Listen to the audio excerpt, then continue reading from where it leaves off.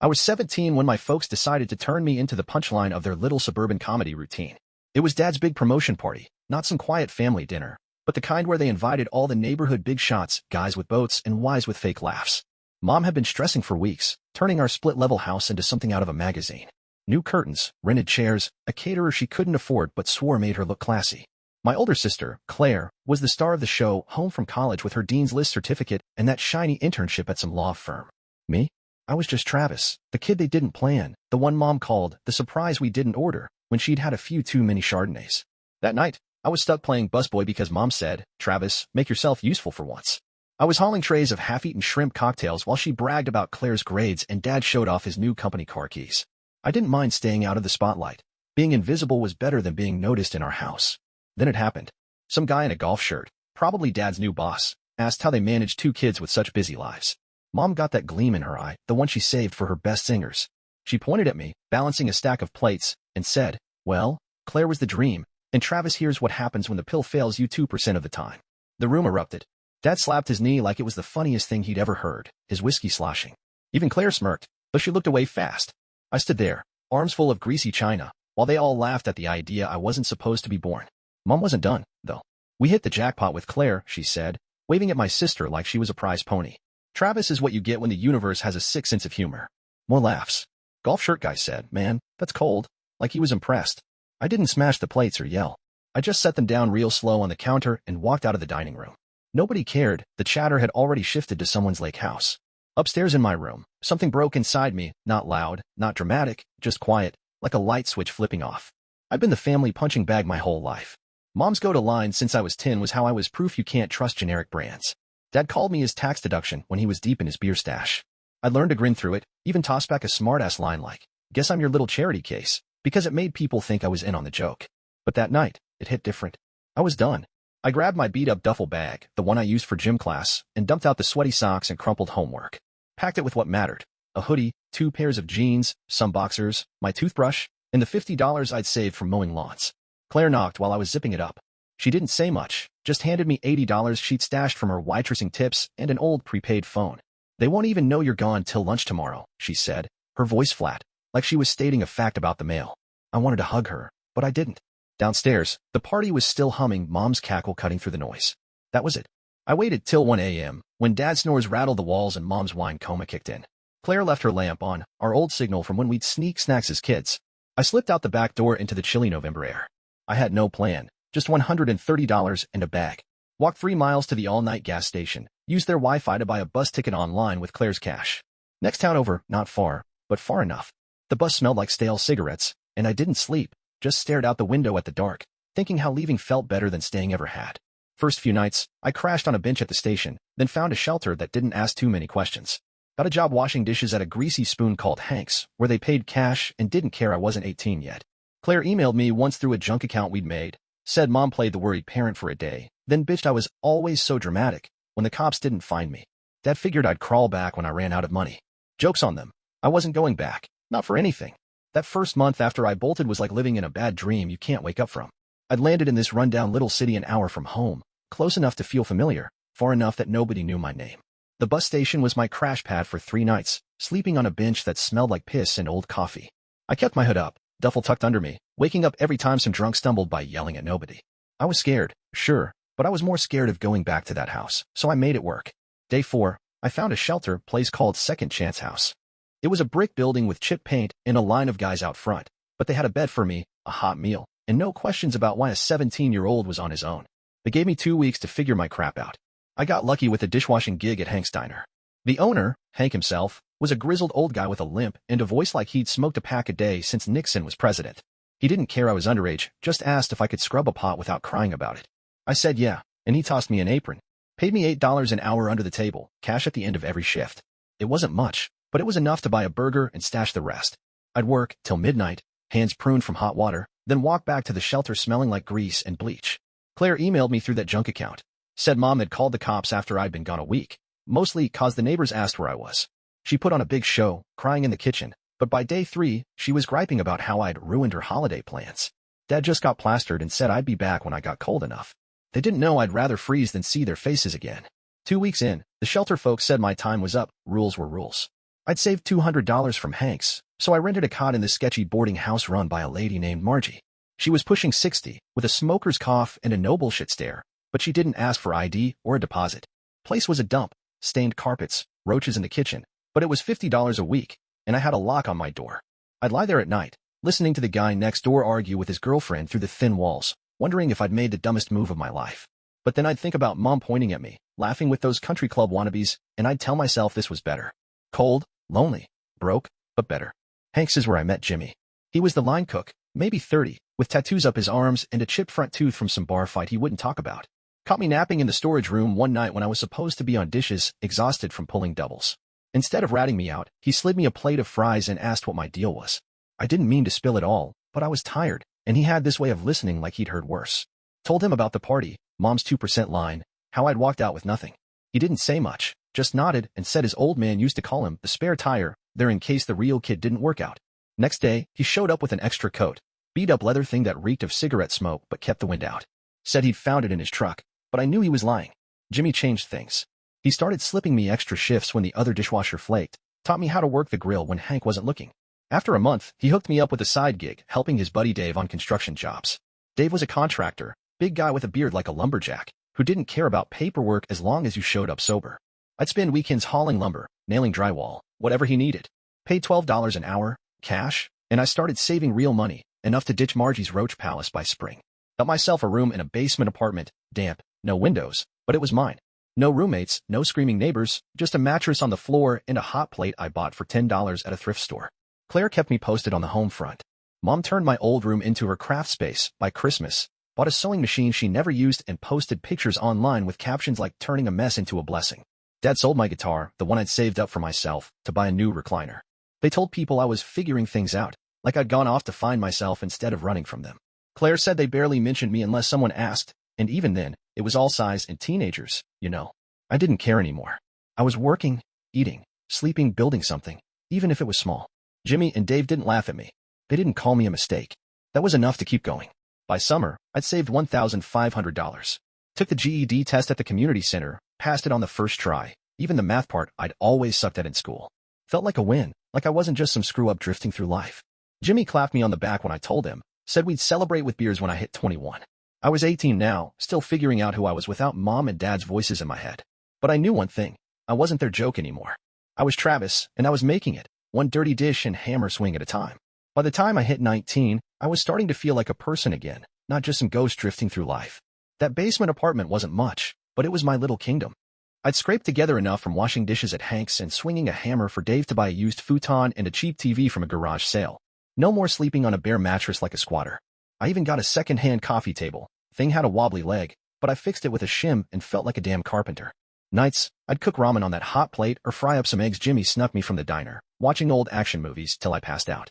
It wasn't glamorous, but it was mine, and that mattered more than I can explain. Work was my lifeline. Hank bumped me up to prep cook after the other guy quit. Said I'd earned it by not screwing up the dishes too bad. Meant $10 an hour and a chance to chop onions instead of just scrubbing grease. Jimmy was still on the grill, cracking jokes about my knife skills, but he'd show me tricks when Hank wasn't barking orders. Dave's construction gigs were steady too. Weekends turned into weekdays when he landed a big job fixing up an old strip mall. I was hauling cinder blocks, mixing concrete, learning how to read a blueprint.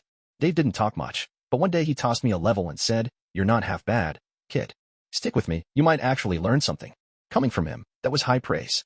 Claire's emails started slowing down. She was deep into her college stuff, interning at that law firm and dating some guy named Brad who sounded like he wore boat shoes unironically. She said Mom and Dad were pretending I'd never existed. My old room was still the craft space, but Mom had given up sewing for some pyramid scheme selling essential oils. Posted all over Facebook about how it was her new chapter, hashtagging stuff like boss babe and living my best life. Dad got a DUI that spring, wrapped his company car around a pole and lost the promotion they'd thrown that party for. Claire said he was back to drinking cheap beer on the couch, blaming everyone but himself. They didn't look for me anymore. Guess I wasn't worth the effort once the neighbors stopped asking. That's when I met Lisa. She was 20, worked the counter at the hardware store where Dave sent me for supplies. Short, with dark hair she kept in a ponytail, and a smile that made you feel like she actually saw you. First time we talked, I was buying nails, and she asked why I looked like I just wrestled a cement mixer. I laughed, first real laugh in months, and said it was pretty much true. Next time, she remembered my name, and I started finding excuses to run errands for Dave. One Saturday, she was on break, sitting outside with a soda, and I worked up the guts to sit with her. Told her about my folks over greasy fries from the food truck across the street. Not the whole ugly story, just the basics. Unplanned kid, bad jokes, left home. She didn't flinch. Said her dad split when she was 5, and her mom worked doubles at a factory to keep them afloat. Family's overrated sometimes, she said, and I knew she got it. Lisa and I started hanging out. Nothing official, just grabbing coffee or walking around the empty lot by the store after her shift. She was smart, wanted to save up for nursing school, and had this way of looking at things that made me think bigger. One night, sitting on a curb under a busted streetlight, she pointed at a boarded-up house across the street and said, "Bet that place could be worth something if someone fixed it up. People sleep on stuff like that." I didn't know squat about real estate, but her saying it stuck with me. I started watching YouTube videos about fixing houses, flipping properties, stuff I'd never cared about before. Figured if I could learn construction from Dave, maybe I could do more than just swing a hammer for somebody else. Money was tight, but I got obsessed with saving. Opened a bank account. First time I'd ever had one. Started putting away half my paychecks. Lisa turned me on to these free online courses through the library. Basic stuff like budgeting, how credit works. I got a secured credit card, used it for gas, paid it off every month like clockwork. My score went from nothing to decent in a year. Jimmy noticed I wasn't blowing cash on dumb stuff anymore, called me Mr. Wall Street, and laughed, but I could tell he respected it. Dave even let me take on small jobs solo. Patching drywall, painting, said I had a good eye. By my 20th birthday, I'd saved $4,000, and me and Lisa moved into a one-bedroom apartment together. Place had peeling paint and a leaky faucet, but it was ours. We'd sit on a thrift store couch, eating takeout, talking about what we could do with a little more cash and a lot more time. Back home, things were falling apart. Claire called one night. First time we talked voice-to-voice in months. Said dad's DUI cost them the car, and mom's oil gig tanked when she couldn't sell enough to her broke friends. They'd taken out a second mortgage to keep up appearances, but the payments were drowning them. Claire moved out for good, got a job in another state, said she was done bailing them out. "They're asking about you now," she told me. "Mom's acting like she misses you, but I think they're just scared." I didn't say much, just let that sit there. Part of me wanted to laugh, them needing me after all that. Part of me wanted to scream. Instead, I hung up, looked at Lisa asleep on the couch, and decided I wasn't their lifeline. I was building mine. I turned 21 in that little apartment with Lisa, and life was starting to feel solid, like I'd laid a foundation that wouldn't crumble under me. We celebrated with a pizza and a six-pack Jimmy dropped off, him razzing me about finally being legal, while Lisa laughed so hard she snorted beer. I'd been at Hank's for 3 years now, moved up to line cook, pulling $12 an hour plus tips when the waitresses felt generous. Dave's construction jobs were my real money, though. I was running small crews on weekends, fixing porches and patching roofs for $15 an hour. Saved up $8,000, got my credit score to 650, and started dreaming bigger than just paying rent. Lisa was my rock. She'd enrolled in nursing school part-time, working the hardware store to cover tuition. Nights, we'd sprawl on the couch, her studying anatomy while I scrolled real estate listings on my cracked phone. She'd been right about that boarded-up house. We'd watch some guy buy it cheap, fix it, and sell it for double in 6 months. I started taking free online classes on property investment, learning terms like equity and ROI. Dave caught me sketching renovation plans on a napkin during a lunch break and grunted, "You're serious about this, huh?" Next week, he let me lead a full job, gutted a kitchen in some old lady's house. Said I'd earned it. Claire called more often now, her voice tight every time. Mom and Dad were sinking fast. Dad lost his job after the DUI. Nobody trusts a salesman who can't drive. Mom's essential oil hustle was a bust, and their second mortgage was bleeding them dry. House was in pre-foreclosure, banks circling like vultures. Claire said Mom started posting old photos of me on Facebook, baby shots from before I could walk, caption stuff like, "Missing my sweet boy, pray we reunite." Same woman who'd turned my room into a craft dump was now playing the heartbroken mom. Dad joined some online group for parents of lost kids, typing sob stories about how I'd disappeared. Claire saw through it, said they were desperate, not sorry. "They're hunting for cash, Travis," she warned. "They think you're their ticket out." I didn't tell her I'd been watching too. Lurked their profiles on a burner account. Saw Mom's posts get likes from the same neighbors who'd laughed at her 2% joke. Dad's comments were all, "We just want our son back," like I'd been kidnapped instead of ditched. It made my stomach turn, but it also lit something in me. Cold, sharp, like a blade I didn't know I had. Lisa caught me staring at my phone one night, jaw clenched, and asked what was up. Told her everything. The posts, the lies, how they were fishing for me now that they were broke. She didn't hug me or say it'd be okay. Just sat there, quiet, then said, "They don't deserve you. But you could use this." Her eyes had that glint, same one she got talking about houses. That's when the idea hit. I'd been saving, learning, building credit. Why not turn their mess into my move? Talked to Dave about it. He knew a guy at the bank, some loan officer named Pete. I called Pete, used a fake name, said I was with a small company looking at distressed properties. Gave him my folks' address, asked about the mortgage. Took 2 days for him to call back. Said the bank owned the note now, $80,000 left, and they'd sell it cheap to unload it. I had enough saved, plus a small loan I could swing with my credit to buy it outright. Lisa helped me set up an LLC, called it Second Shop Properties, and we filed the papers. 3 weeks later, I owned their debt. They didn't know it was me, just some faceless company holding their future. I didn't tell Claire. Didn't tell Jimmy or Dave. Only Lisa knew, and she grinned like a kid on Christmas when the documents came through. You're not just surviving anymore, she said, kissing my forehead. You're winning. I didn't feel like a winner yet, just a guy with a plan and a grudge. Mom's posts kept coming. Please help us find Travis, and I let her keep fishing. Watched her beg strangers online while I held the keys to their house. It wasn't about revenge, not really. It was about flipping the script, making them see what they tossed out. I just had to wait for the right moment to reel them in. It took 6 months for them to find me. I was 22, living in a better place now, a 2-bedroom rental with Lisa, actual windows, and a stove that didn't spark when you turned it on. I'd quit Hank's, gone full-time with Dave, pulling $20 an hour running jobs.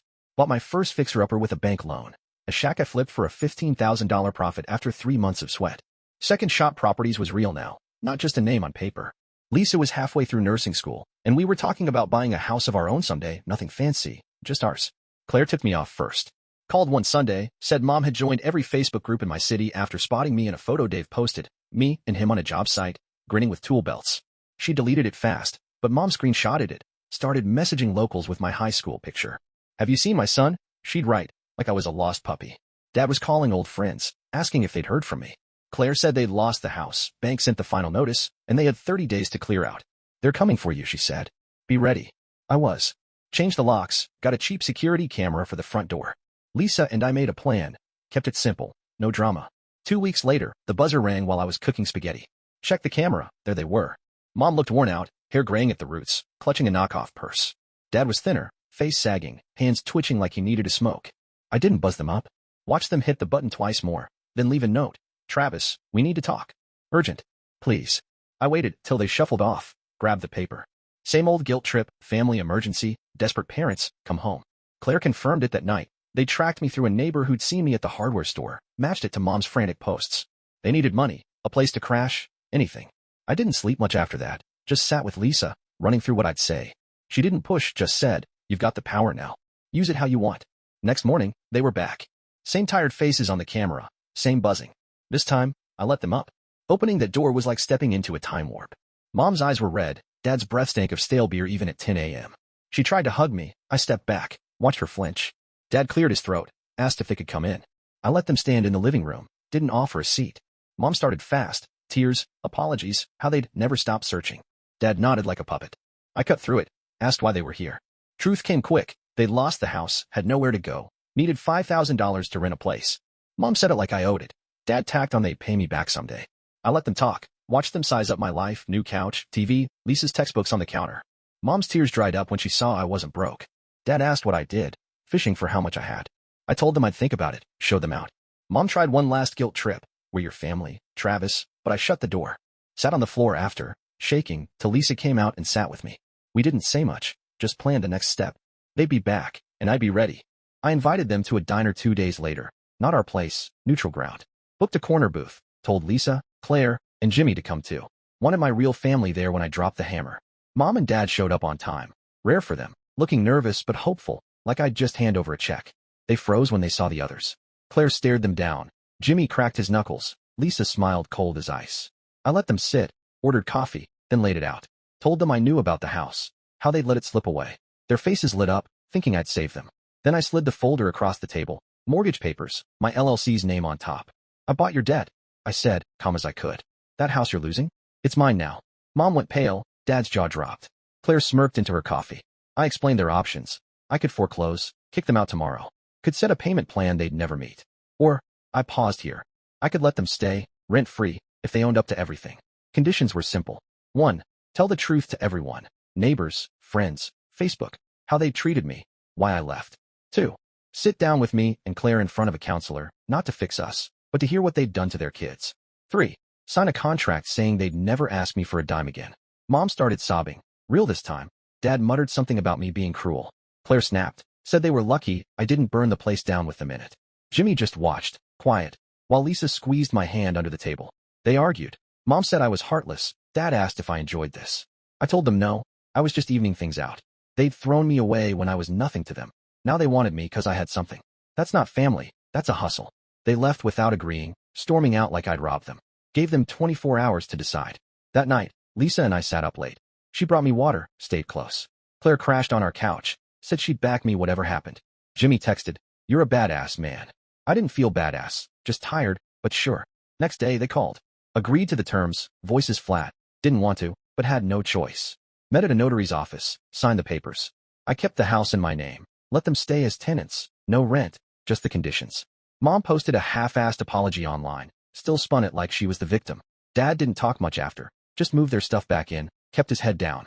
It's been a year since that diner showdown. I'm 23 now, and life's different, better mostly. Me and Lisa bought a small house. Fixer-upper we're turning into ours, one room at a time. I run second-shot properties full-time, 3 flips under my belt, pulling real profit. Dave's my partner now, handles the crews while I chase deals. Jimmy's still around, cooks for us sometimes. Claire's engaged to Brad, lives 2 states over, calls me her hero sometimes, makes me laugh. Mom and Dad stuck to the deal, barely. Mom's post got a few likes, mostly pity. They went to counseling twice, sat there stone-faced while me and Claire talked about the years of jokes, the night I left. They didn't apologize, just listened, signed the no-money contract, and that was it. I check on the house sometimes, still mine, they're just there. Don't talk to them much, don't need to. I'm not angry like I was. It's more like a weight's gone, scars there, but it doesn't bleed anymore. Last night, Lisa and I were on the porch, talking about a dog, maybe kids someday. She asked if I'd change anything. Leaving, fighting, buying their house. Thought about that kid with $50 and a duffel, the hungry nights, the wins after. No, I said. Turned a bad hand into a full house. She smiled, and I knew I'd made it. Not just out, but up.